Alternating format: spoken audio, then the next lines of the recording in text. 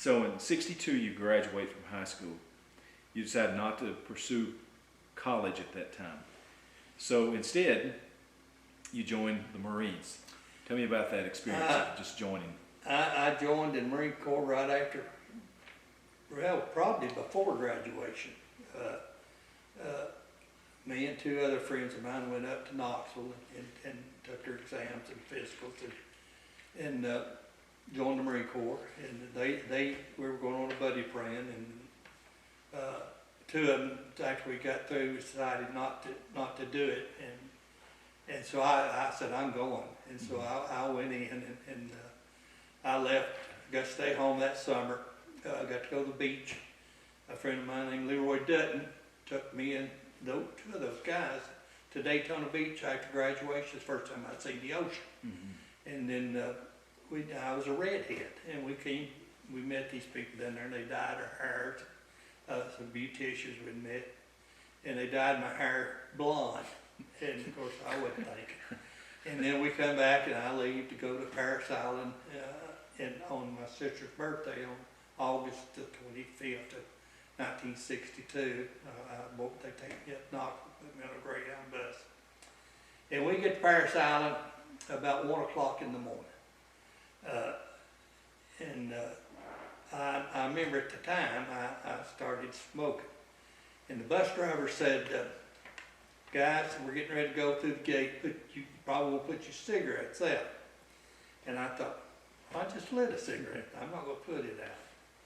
And here they come, the drill instructors come flying on that bus, hollering and screaming.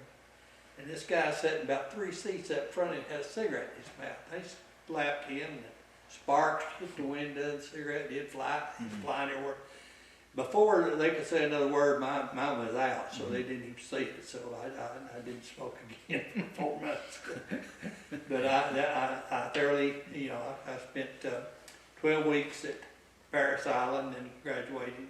I got to come home December 14th, 17th, somewhere about 1962 for 20 days. Mm-hmm. And then it was on to? And then I went back to North Carolina. I was supposed to have fancy infantry training, but since I was a regular Marine, got out of the reserves and joined regular, then I went to California, Camp Pendleton, and met my division. And we stayed out there, got to know each other, was there in January, and then we shipped out for the Far East I think in May of '63, and spent 13 months overseas. We got to go to Hawaii on the way over, Yokohama, Japan, and then to Okinawa, and that was our station. We stayed there for several months. Then we took a 6-month cruise in which we went to Formosa, Thailand, Hong Kong, stayed in the Philippines for a while, then went to Japan and went up to, we call it Tent City. It is right at the base of Mount Fuji. I actually climbed Mount Fuji in 19, and they give you a walking stick, and I've still got that walking stick up there in the closet. And it had stations on it. When you get up to a station, they would burn it. So, Mount Fuji 1963, Station 1.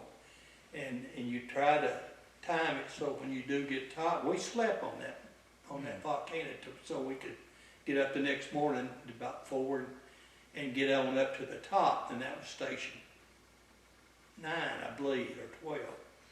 And then see sunrise on Mount Fuji, and then they'd stamp that stick, sunrise on Mount Fuji, 1963. And me and a couple of guys, we got to do that, and we met a Japanese family, and traditionally they done it every year, and so we didn't realize how prompt they were, but we came back, and they invited us to come to Tokyo, and we went down one weekend and spent the weekend with them in Tokyo, and they showed us around. Nice. Tokyo was real courteous, real polite to us, and so made it feel more homely. And then your Vietnam tour, it began how much later? Well, when we came back in 1964, Okay.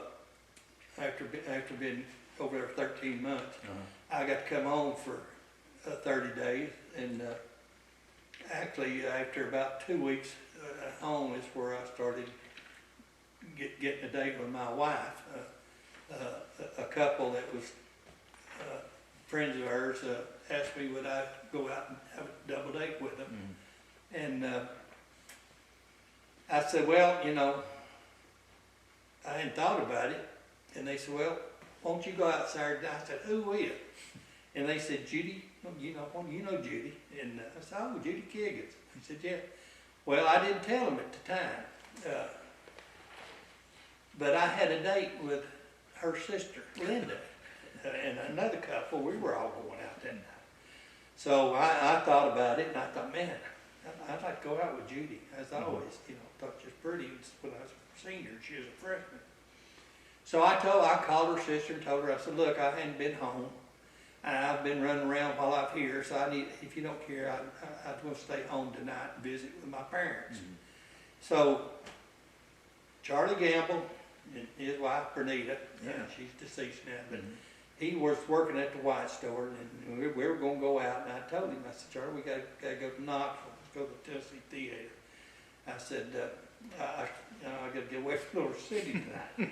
and I told him that. So he was having to mop the floor, mop the floor at the White Store on Broadway. So I got a mop, he was sweeping, and I was a mopping, trying to get through that thing. Then we took off to Knoxville, went to Tennessee Theater. The bad part about it, we come back, and there's only two places you go in Little City, and that was the A&W, the Dairy Queen. And we pulled into Dairy Queen, and of course, you down in the back. And I looked over, Judy said, well, there's my sister. And she was with the other couple. And she said, well, I wonder what's wrong with her. She looks mad. I said, well, I think I need to tell you something. Yeah. So that's been a little joke of the families ever since. And Judy and I, we got married 4 years later. Oh. His sister forgave you. Yes, but then I went back to California and joined up with called it Charlie cut the first day, 7th Marines. And then in, I think it was April or May of '65, we got orders, we shipped out, and we got to be the first group that initially went and landed in Vietnam. We ended up at, we were supposed to be guarding the air base that they had built there in Chulad, which was just about 40 miles south of Da Nang, I believe. But we ended up, our company, they volunteered us to go out on the peninsula, so we went out on the peninsula by ourselves, and that's where we stayed running. We had like a 25-mile radius that we had to patrol, and unless we came off to get a little rest. We lost a bunch of guys.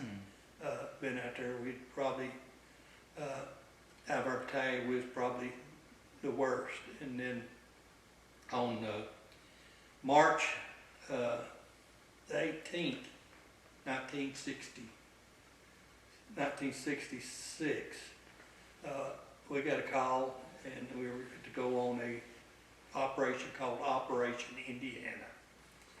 And our company had some wounded KIAs over the time. They had set us down as a blocking company, just when the rest of the battalion was going through, that they knew this North Vietnamese battalion had been there and had been spotted, and they were going to push them out, and we were going to be a blocking force, but they couldn't come out.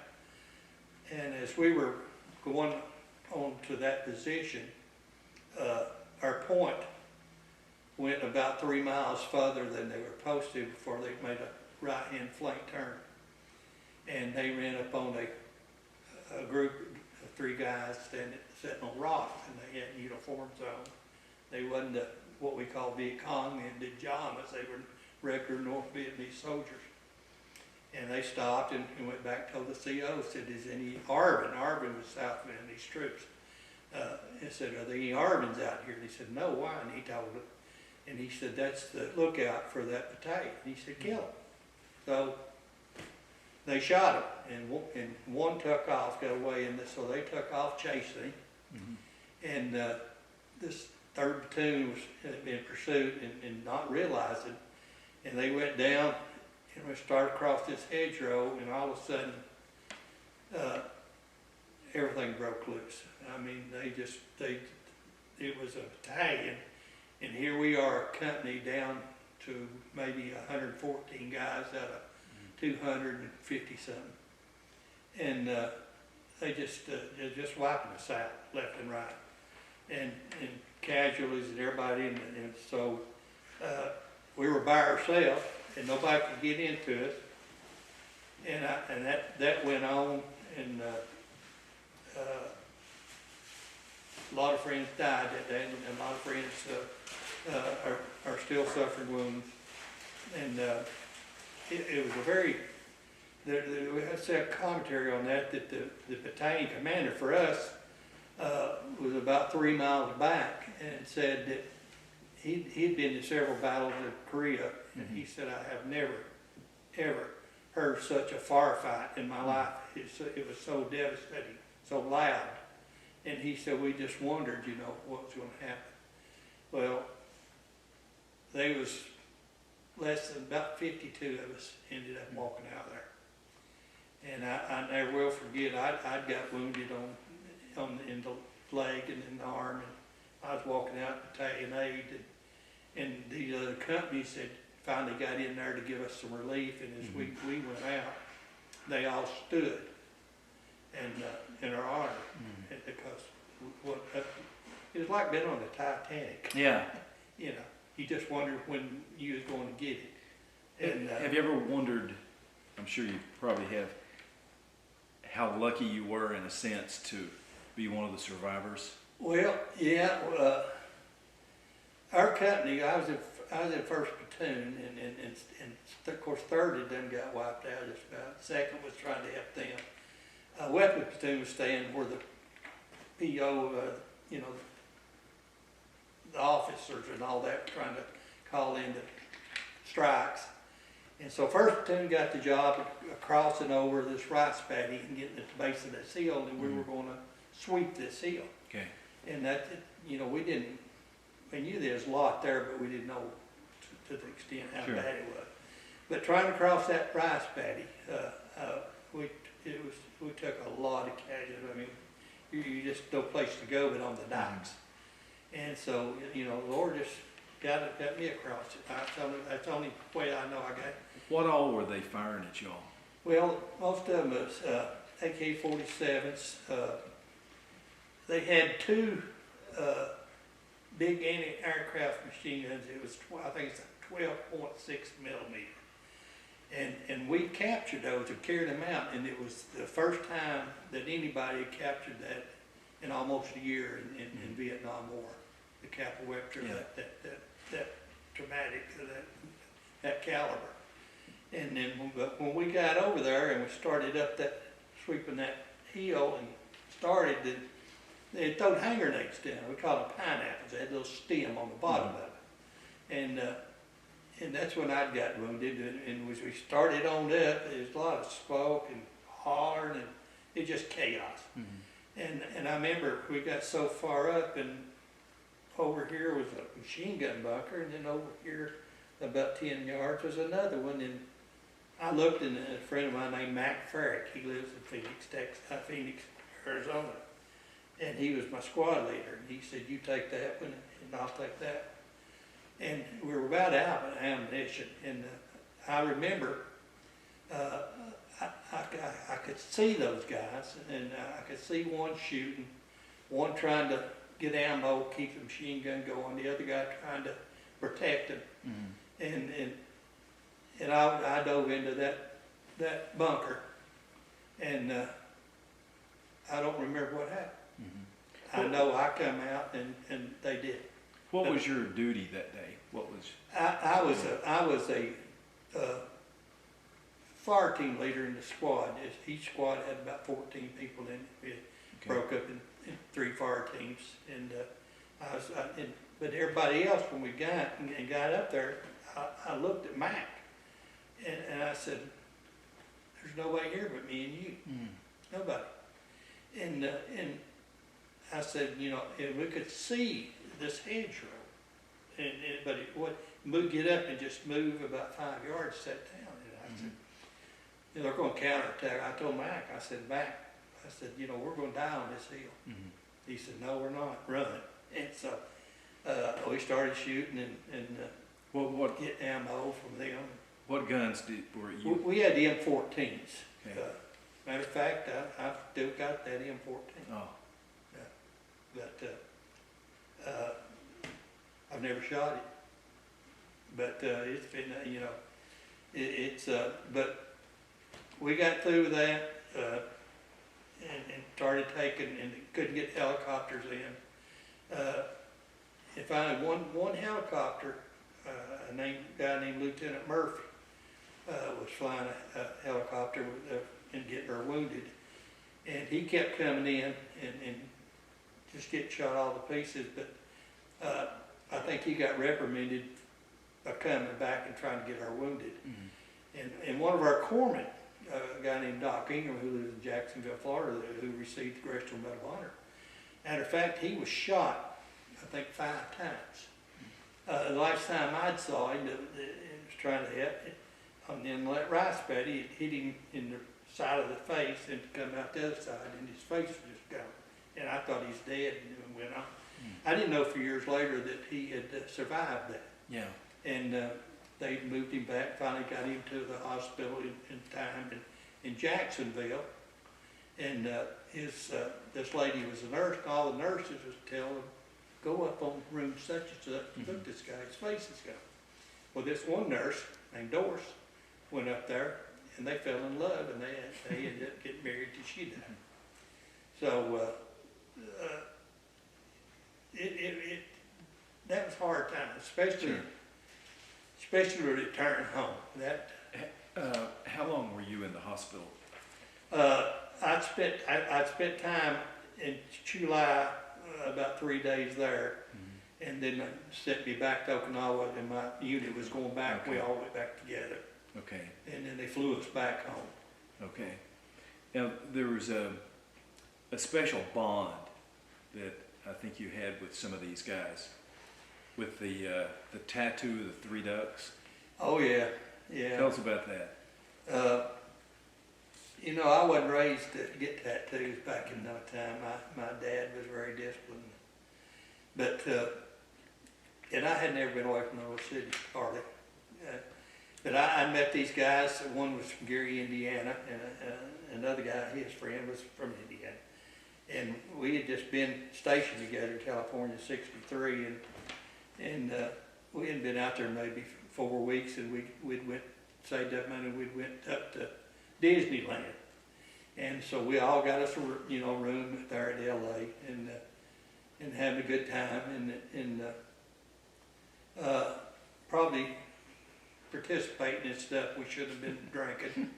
But they wanted tattoos, and I said, I'm not much on shots. And I said, I'm not getting one. So we went down to this tattoo shop, and they kept looking around where they found these ducks. And I looked at that thing, I thought, and they said they got theirs on their forearm, and I put mine up on my shoulder where my parents couldn't see it. And one says, hey, you. The other said, yeah, me. And the other said, yes, you. And one of them got killed, and the other still lives in Gary, Indiana. I've seen him a couple times over since we come home. And of course, I've still got mine. I guess we're attached now. So all 3 of you were in that battle? Well, no, one of them, the one that's still alive, actually ended up going to survey school. Okay. Where was it? Somewhere over there. I can't remember. Australia. They shipped him out because he had worked. He had worked for the surveyor when he was at school, and so they needed surveyors, and so he ended up getting to do that. And then the other guy went. So, but it was a. I mean, we've joked about that over the years. What lessons did you learn from the military that carried over to your private and professional life? I guess the biggest thing I learned, but when I was started to go to school, Hiawassee, even if I'd got a walk on in basketball, I was still going to have to play so much, and you know, that'd been hard on my dad, and I knew I just really wasn't ready to mentally train myself to go to school. I didn't study that much. I just studied enough to get by, and didn't really. If I had to do all over, I'd be valedictorian.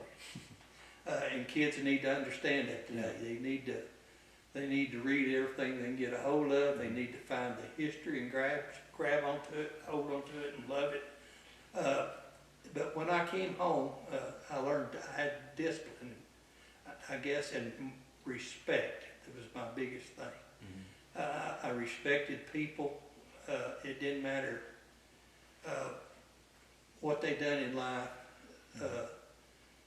I remember a gentleman, when I became general manager, I started out down there as a groundman in '66, and I went through a lineman's apprentice, and then became a German lineman, line foreman. Then I was going to UT at night, moved into engineering, then became an assistant superintendent, and then superintendent, and then ended up general manager, and a guy named George C. He was the pastor at Bell Avenue Church, and a guy named Hard Terry. He Harden, and he was a small engine repairer.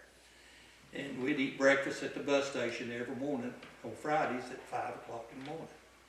And I never will forget, and George was custodian, and he said, you know, he'd tell me something. He said, now I know I'm just a custodian. And I never will forget, I said, George, I've learned in life. If you think you can't learn from somebody in another field or doing another job, then you need to relook at your own life. Yeah. You can learn from anybody. Everybody's got abilities to teach you. And when you think you can't learn from them, you need to back up. And I guess the military taught me that much respect. Okay. I love the military. I wanted to stay in. I really wanted to stay in. And my dad talked to me about it, and he said that's what I wanted to do. My mom had a fit. She wrote me a letter every day from the day I went to boot camp to the day I got home, got discharged. She wrote me a letter every day. For 4 years. For 4 years. 4 years and 5 months. I got extended 5 months. But I mean, when I was coming home, even on weekends for North Carolina, I still write me letters. And then when she died, we were cleaning out the house, and I found in the chest drawer every letter that I had wrote her, and she had it tied up with a ribbon, and she kept those things. And I thought, you know, I could have wrote more letters, but I didn't. You know. I'm going to stop.